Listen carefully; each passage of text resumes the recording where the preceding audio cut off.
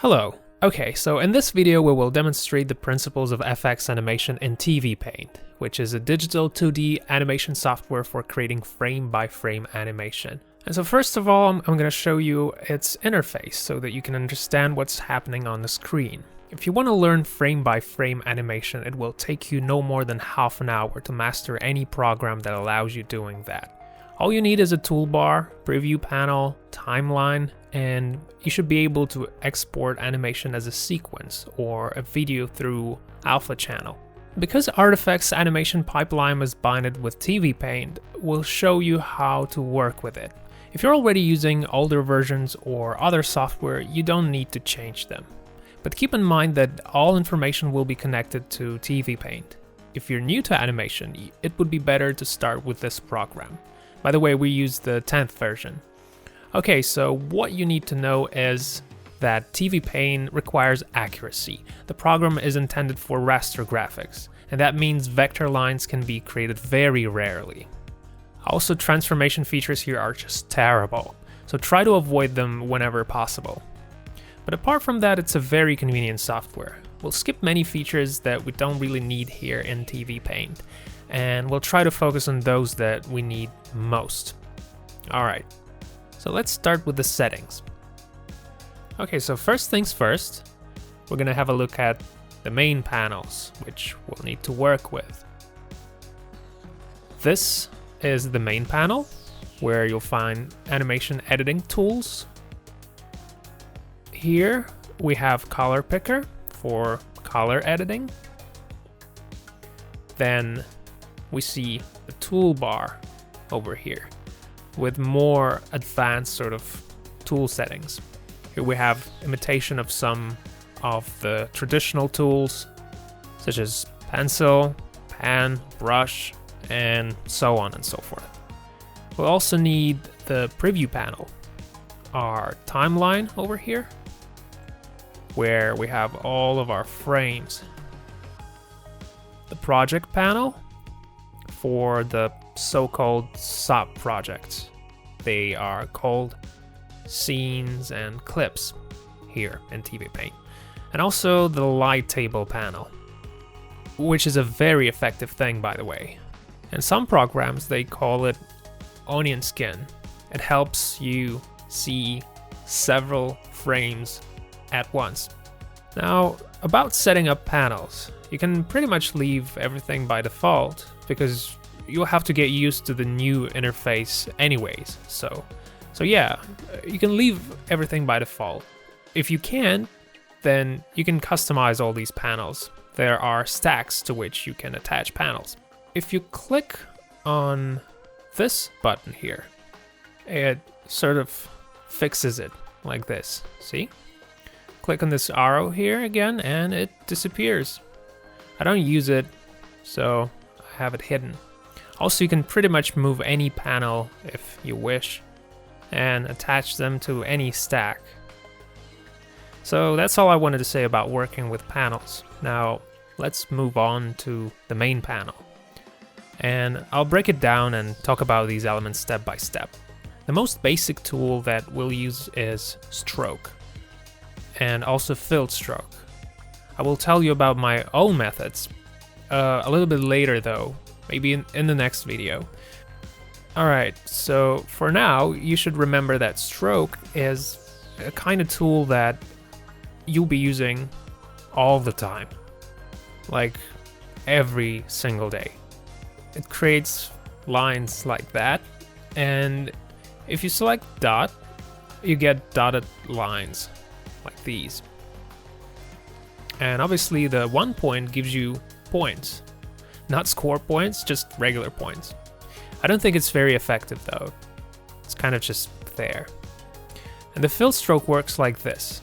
It's kind of like lasso and fill tool combined. There it is. I use this tool all the time. And you don't necessarily want to close the line. You can just leave it like that.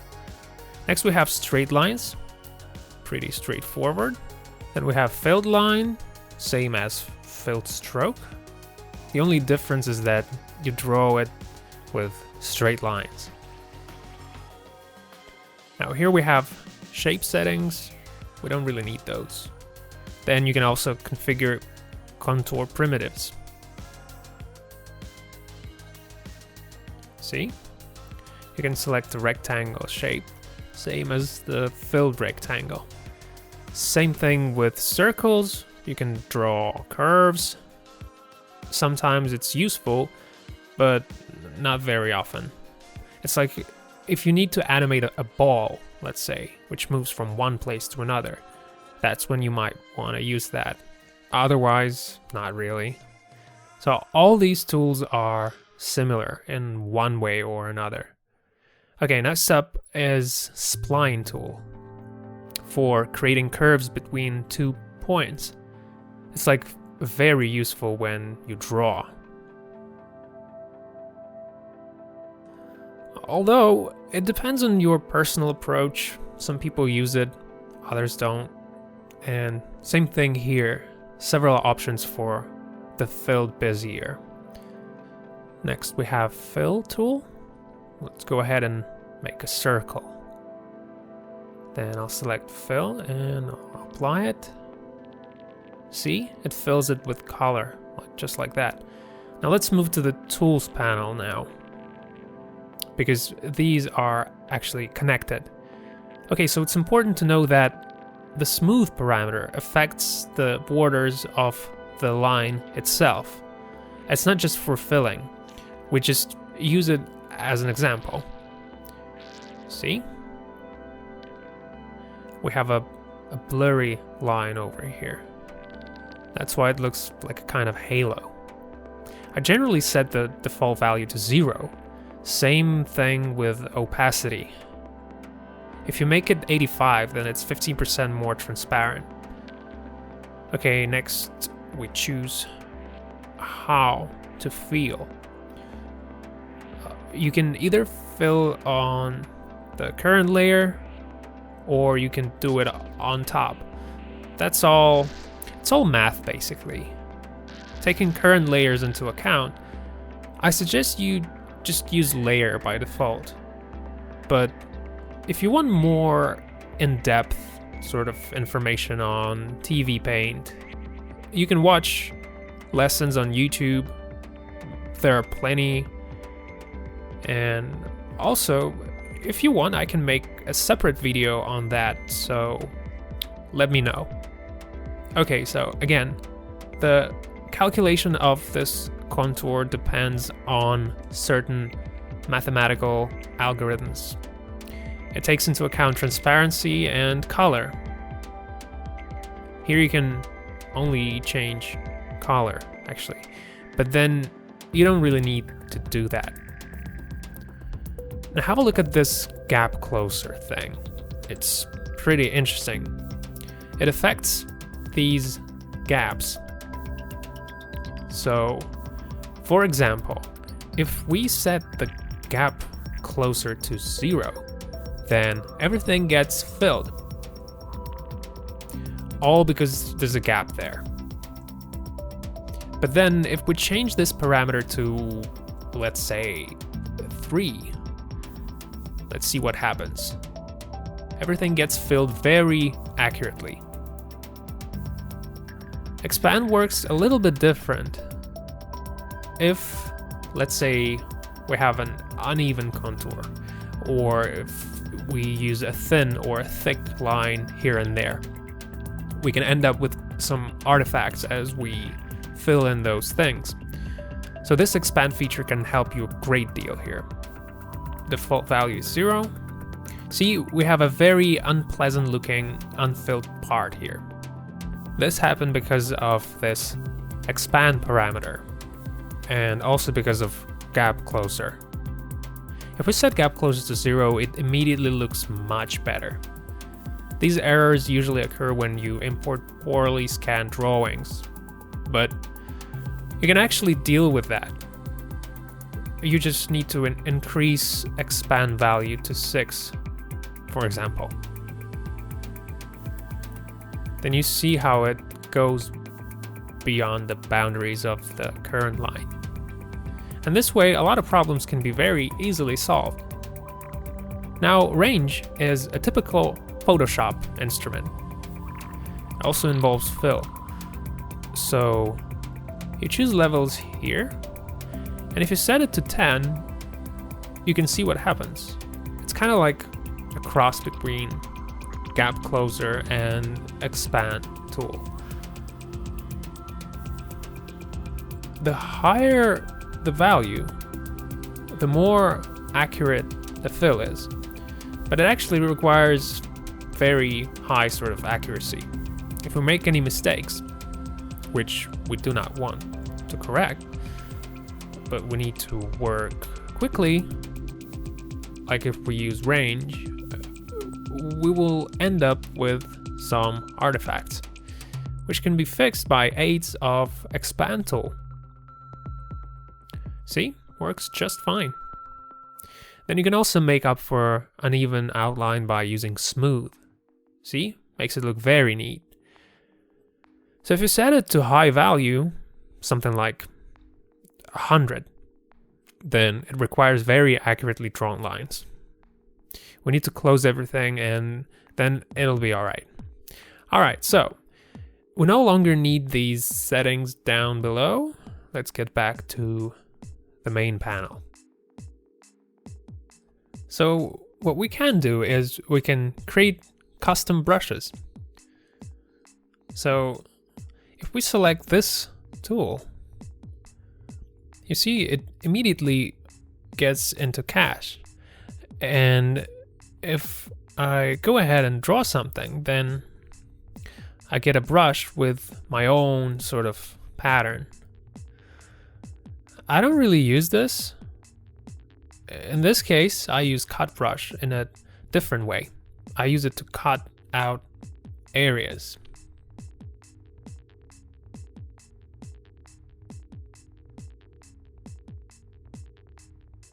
Let's say if I need to cut out some piece of animation, for example, I have some fiery animation going on, and then there's a separate part of it, and I need to move this part. So what I do is I take the freehand custom brush.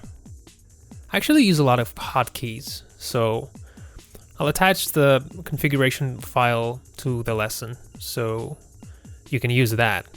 I have it set to V, so I just highlight it, then I move it like here, and that's it. And then I just change the tool. And so TVpaint gives you a lot of flexibility in a way that you can set up your tools. So it's like if you use some tool that was not made specifically for certain kinds of purposes, you can actually use it in your own unique sort of way. All this stuff basically repeats itself in one way or another, so it doesn't really matter. All right, so next we have selection tool, which is exactly the same thing you have in Photoshop. You select something with it, you can also transform it, or you can use it to delete something. So let's skip camera. We don't really need it. Now we use this Jolly Roger icon here if we want to completely clear out the frame. Down here, everything's pretty simple. There are two color changing systems, RGB and HSL. Hue, saturation, and lightness. And RGB, which is red, green, blue, which is universal. So you change these parameters mixing up colors.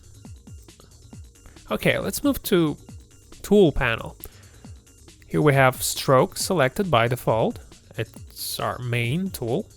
So what we need to pay attention here is we should pay attention to size, power, and opacity, and also drying and aliasing, which you've seen before.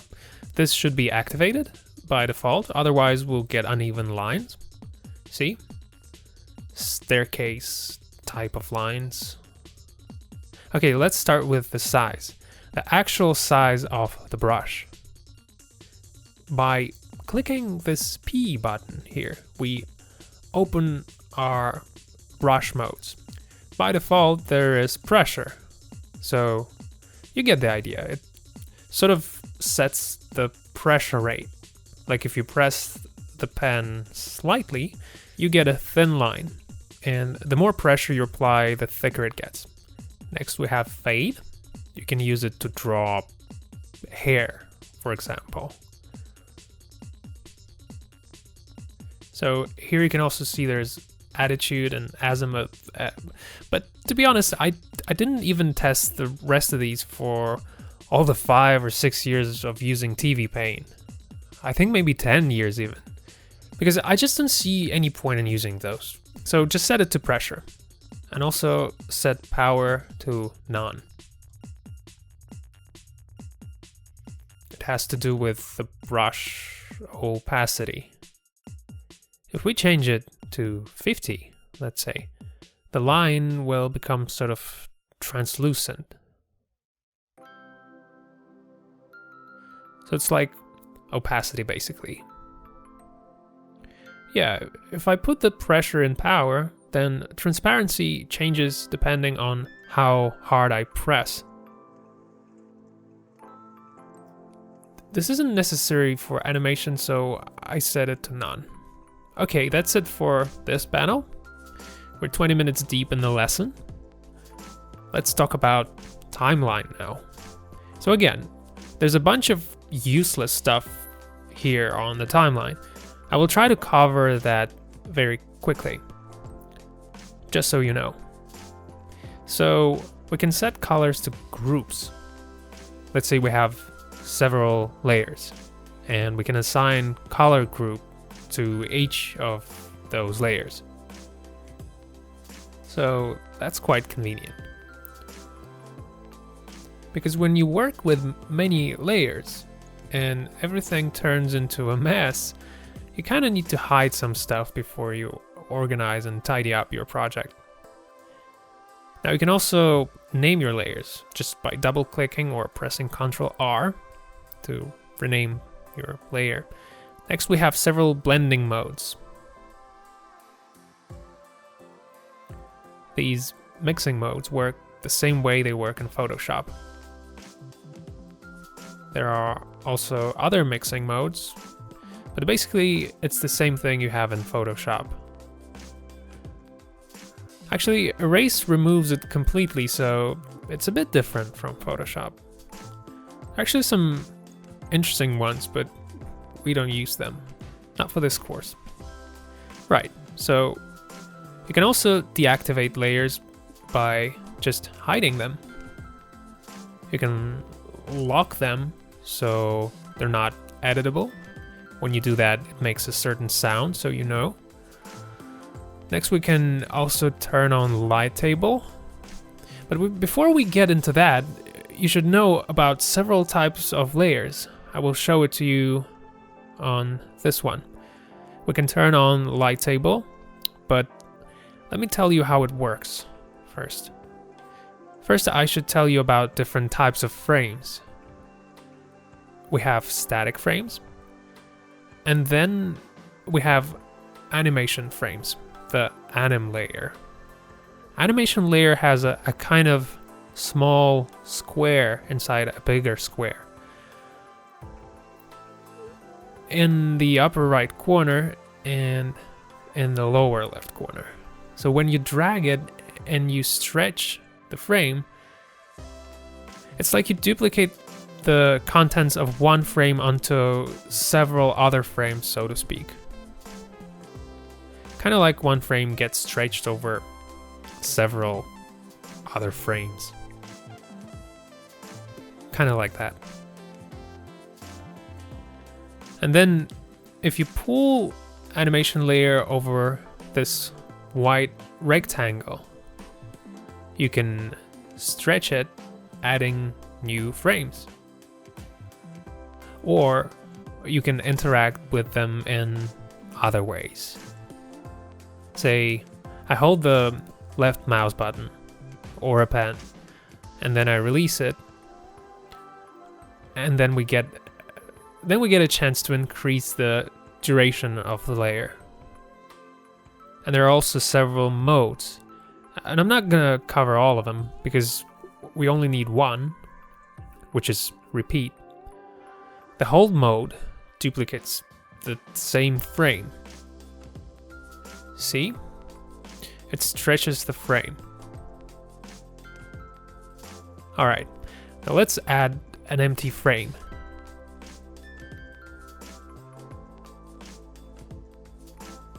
We'll use empty instances to add an empty frame. Next we have static frames. They are slightly different. So if you draw something on them, no matter where the active frame is on the timeline, if you make any changes, nothing will change on the layer itself. But if we convert it to animation layer, then everything will change. Like if we make the third frame active and make some changes, it automatically changes and turns into a new frame. Okay, good. Now let's dwell upon the Lighttable. So here we have a green frame. And as you can see, it is followed by the purple one. So this way it's easier for us to do phasing between the previous and the following frame. This is going to be really weird, but you get the idea. That's the point. So by default, to activate Lighttable, you press Ctrl L. See? I press it and then it turns on and off automatically. Telling you guys, it's better to learn hotkeys right away. It just makes the process a whole lot easier. And also you don't get distracted by the interface.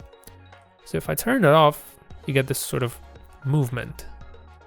Next we have alpha channel activation option.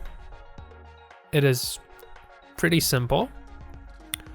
It sort of fixes the layer in a way that if you try to draw on a transparent area, let me just change the background color to show you. See? Can't do anything. But I can actually apply changes to the opaque part. That's actually very, very useful. So for instance, if you draw shadows on some extra layer, you're actually going to want to use it constantly. Also, let me show you. You can also fix this current layer in terms of transparency. And you can also make a mask out of it. This mask here. So you see, if we try to apply any changes, nothing goes beyond the boundaries of the object. So very useful thing indeed.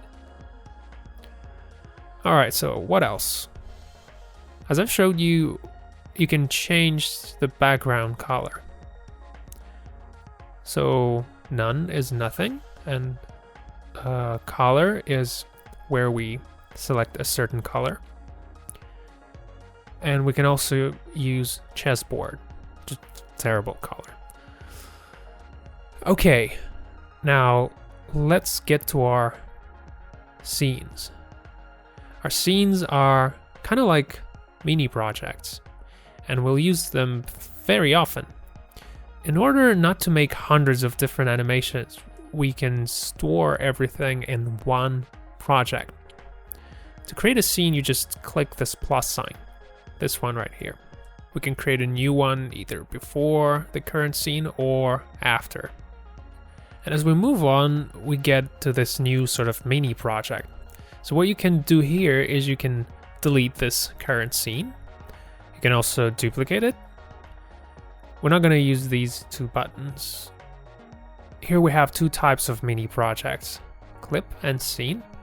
Honestly, I don't really understand what those are for.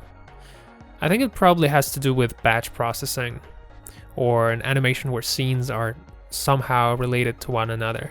Because in TVpaint, you can actually make storyboards and connect scenes. We don't need that. Okay, now by double clicking this area, you can name your scenes.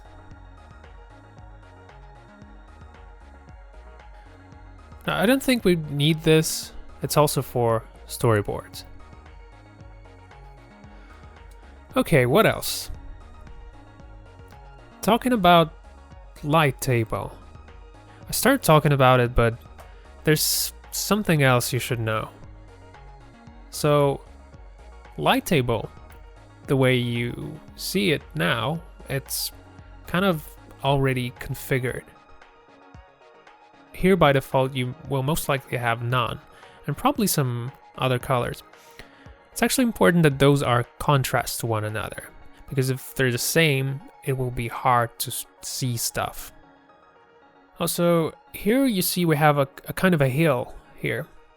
What it means is that the block here is what's in front of the current frame, and all that's on the right is what comes after.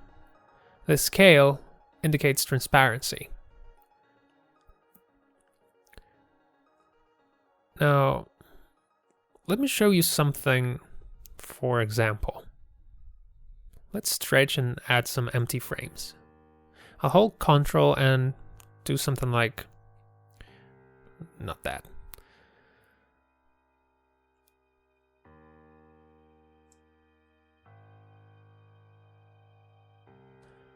Okay, so if you feel like you want to create some kind of particles, say like fire sparks, you just hold Ctrl and drag from one point to another, and you'll get this nice sort of particle.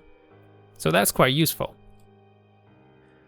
Now, suppose we make 5 previous frames visible. See, they're all visible. Let's increase the opacity so we can see it better. Thing is, if we make it smaller, it will almost be invisible. Same with the previous frame. Here we use 1, and I'll choose 5 frames again. See, they're all linked. So this way you can check whether or not you're animating correctly, or that your phasing is what you think it needs to be. Generally, phasing requires 1 or 2 or sometimes 3 frames. Now, let me tell you about Lighttable out of its pegs. So, how does it work? You can actually adjust position of the current state of any object.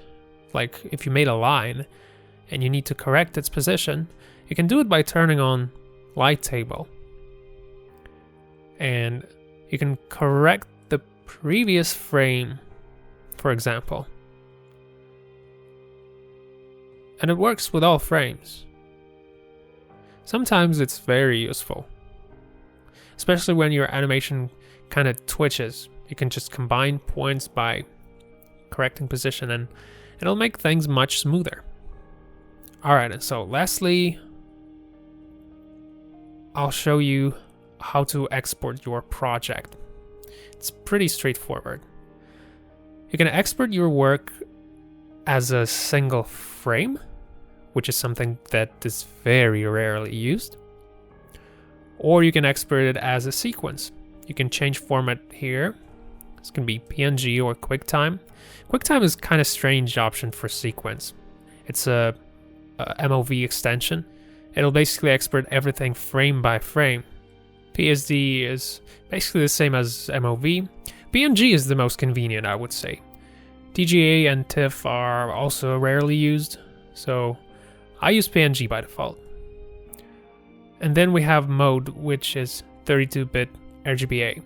It allows you to export alpha channel. That's RGB plus alpha.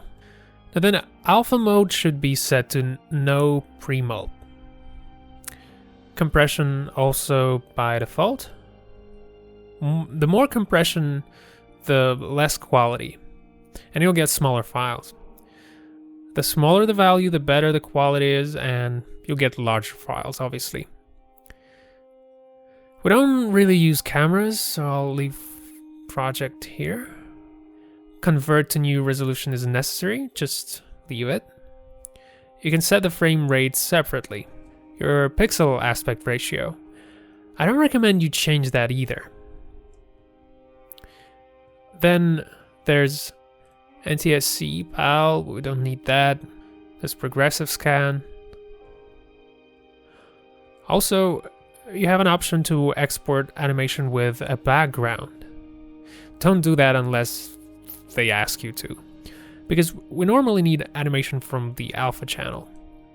We'll export all this stuff into After Effects, so we'll need alpha channel for sure. Okay, then disable nodes. Correct aspect ratio and stretch frame rate. I'll leave these checked, so no need to change anything here. So then you just choose the path where you want to save it. And I think it's also worth mentioning mark in and mark out area. Those are... I actually forgot to tell you about this. Set in point and set out point.